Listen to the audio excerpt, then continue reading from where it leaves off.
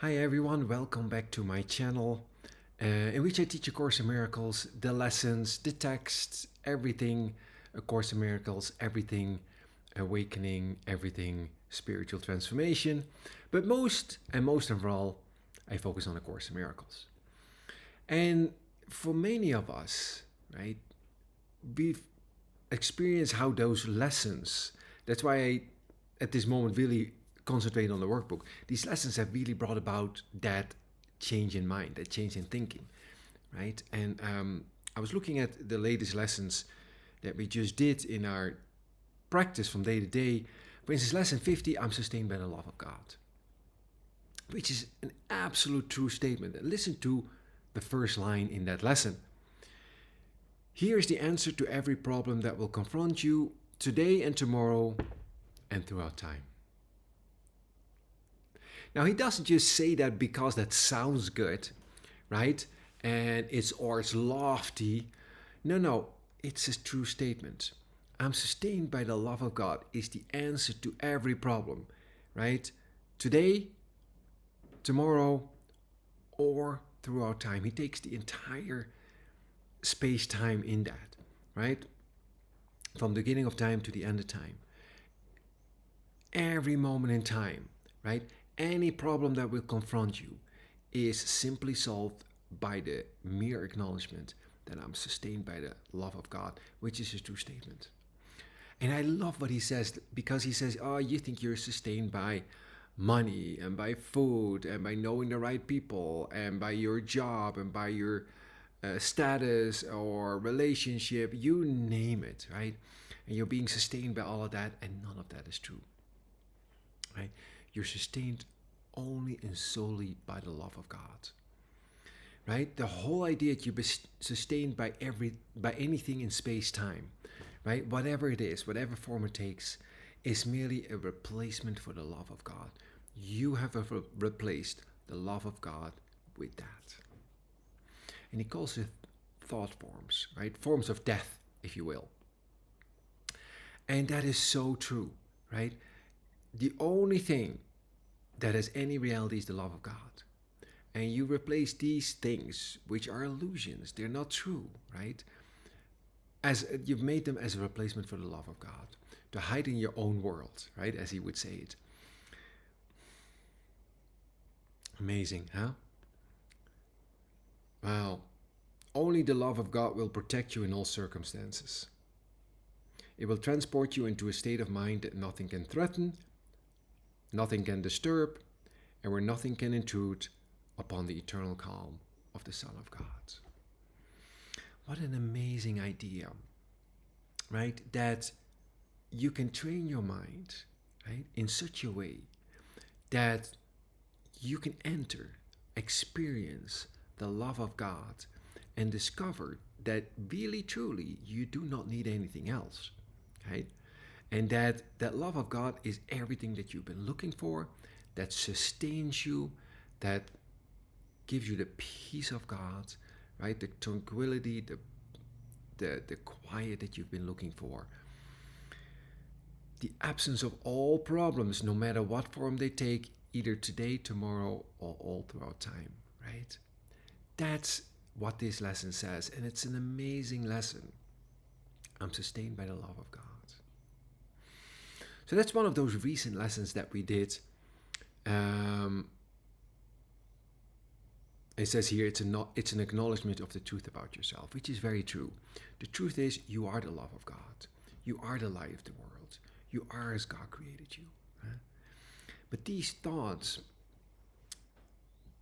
although beautiful in statement, require practice, right? It requires a dissociation from what you've made of yourself, because that's not what you are, right? A denial of that. You're not that body. You're not that ego, right? You're not that sorry figure in time that's just kind of struggling and trying to find happiness. It's not what you are, right? You are whole and perfect as God created you. That's what you are. That's the truth about you. And even though maybe you do not know what that means, you certainly can practice these very simple lessons so you can discover, right, what that truly implies. We've arrived at the review lessons, which are amazing. And for the first 50 lessons, he does these 5 lessons a day, right? He does 5 lessons a day, and they're so fundamental. I love it, right? The first one is nothing I see means anything. Why is that? Because you're not really seeing anything, right? Jesus says, no, you're not actually seeing. What you see is all kinds of forms about you that seem to be separate from you, right? That means you're not seeing it all because there are no such things, right? Everything is one, and everything is one with you. Right? And if you can truly see them as they are, you can see that you're not separate from them, right? And that none of this is so. So he says, well, nothing you see means anything because you're not really seeing anything. Right? What you see is nothing. The next lesson is really beautiful, right? Whatever you are seeing, you've given all the meaning that it has for you, right? And it's, the first line is, I've judged everything I look upon, and it is this and only this I see. You're not seeing anything but your own thoughts forms projected outwards, right? The world you see is a projection of your own mind. It has no meaning, it has no reality, because the fact of the matter is, and this is a central thought in our Course in Miracles, there is no world. Right? What you see is what you've projected from you because you didn't want it. Right? You're disassociated yourself from it. Love it. Amazing, huh? He says this is not vision, it's merely an illusion of reality. Right? This is not seeing. He calls it image making. I do not understand anything I see. This is one of these prerequisites for learning. Somewhere you have to understand that whatever you're seeing, you do not understand. Because you do think you understand what you're seeing, right? You do think you know what's going on. You do think what things are, know what things are, but you don't, right? You're just seeing your own ideas projected outward. But if you're willing, and again, this is the mind training, this is the change of mind, right? From the thinking of the world to true thinking. If you withdraw all your ideas about it, you wouldn't know what it is. He said, well, that table has a lot more to show you than you're willing to accept, right? If you withdraw all your ideas about it, the table would show you who you are, right? It can show you what you are, what the universe is, right? It has so much more to show you than you're willing to accept at this moment, right? Because giving up your thought system, giving up your belief system, giving up your ideas is scary, right? It's scary until you discover actually that it's really freeing and joyous. But it's what you are, right? You as an identity in space-time are defined by your belief system, right? It makes up what you are. It's how you defend yourself against the light, right? And if you stop defending yourself, if you are willing to let that go for a moment, something else can happen. And this is what we call learning. I love it. There's 2 more for today on the day that I'm filming this. And the other 2 are these thoughts do not mean anything. And this is where you go watch the thoughts that you're having and you'll let them be corrected by simply acknowledging that they're meaningless. Because Jesus says you're actually not really thinking at all. The fact that you're having these thoughts, right? The fact that you're thinking separate from God means you're not thinking at all, right? So he says, well, the thoughts that you're having do not mean anything. And the final is, I'm never upset for the reason that I think. He uses the word upset and you go like, well, I'm not that upset. And he goes like, well, remember that the slight annoyance is a veil drawn over intense fury, right? The reason that you think you're not upset is because you're somehow holding it all down. Well, I'm just a little annoyed. No, you're upset. You're upset that you're separate from your creator. You're upset that you're alone in space-time, that you don't know who you are or what you're doing here, right? I love it. You're upset that you're separate from reality. No, you're absolutely upset, but not for the reason that you think, right? It's always something, you always have some reason why you're upset. Well, so-and-so said this to me, right? Or this and this happened today, or you name it. But that's not really the reason you're upset, right? You're upset because you think you're separate, right? You're upset because you're in space-time. You're upset because you've forgotten who you are. And these are all the same reasons. They're not different. Right? You're upset because of all of that. Yeah, so it's never the reason that you think. We'll, in these series of videos, we'll read a little bit from the text as well. We'll read some from the teacher's manual, you name it. But what I love about the workbook is, as he so aptly points out in the introduction to the workbook, he said, well, the text serves as a framework, right, for the lessons that you're doing, but it's doing this lesson that makes the goal of the course possible. You absolutely have to do them, practice them throughout your day, and their value is infinite to you, right? They're of infinite value to you. They have in them, each lesson has in it the potential for a complete reversal of thought, right? Because that's the purpose of the lesson, to reverse in you the thinking of the world, and the thinking of the world is your thinking, right?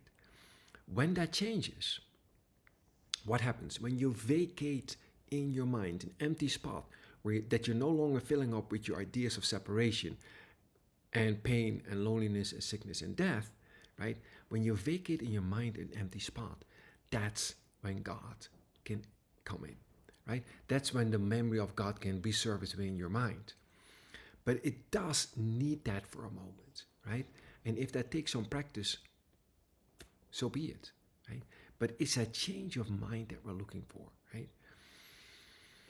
Because the thought system that A Course in Miracles tries to set about in you, right, to bring about in you, is in every aspect the opposite of the thinking of the world, right?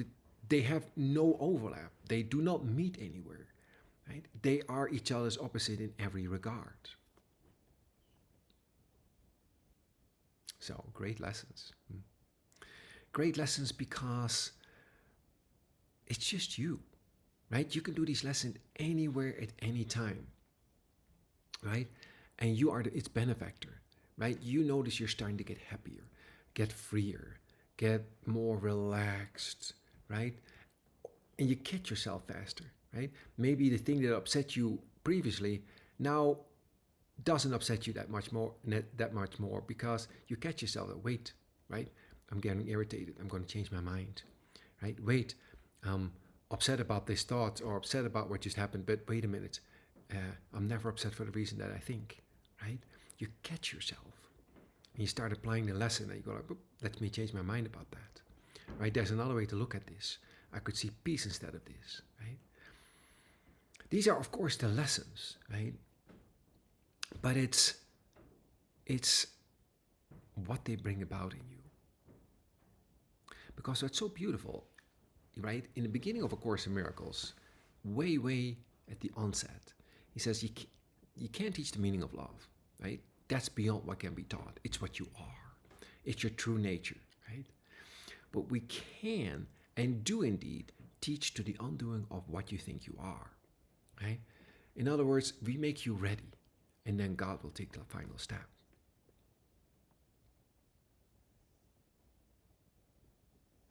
What is so beautiful is how he ends that little part in the beginning where he says, nothing real can be threatened, nothing unreal exists. Herein lies the peace of God. Nothing real can be threatened, nothing unreal exists. Herein lies the peace of God. Because what you finally discover is that you cannot be threatened.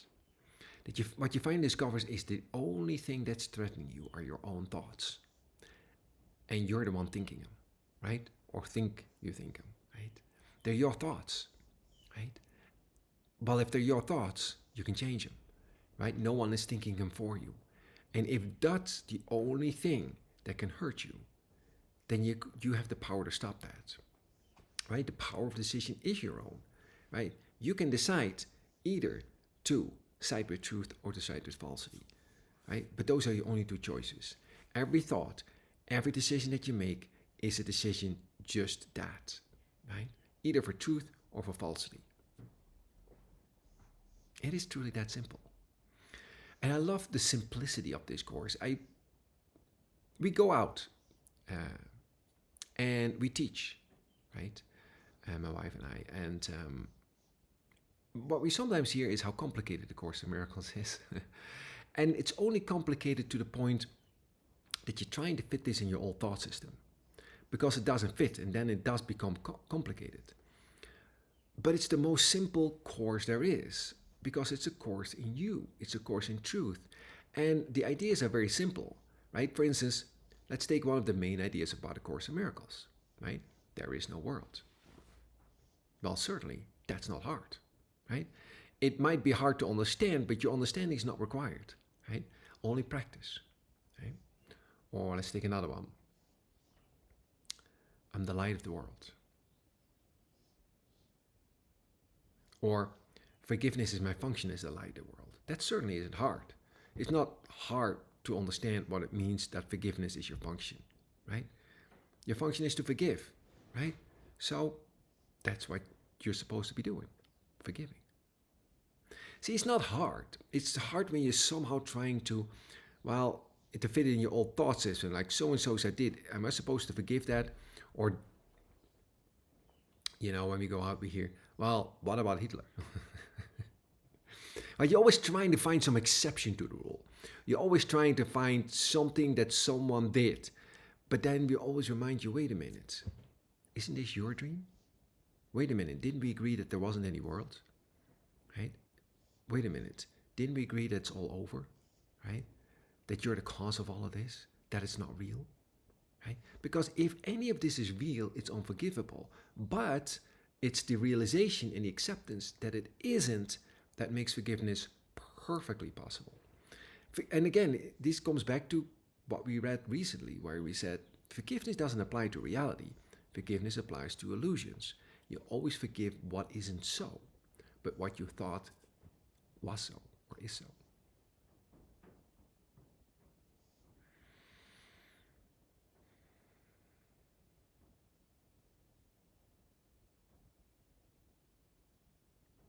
I'm never upset for the reason that I think. Truly. Right? That's not hard to accept.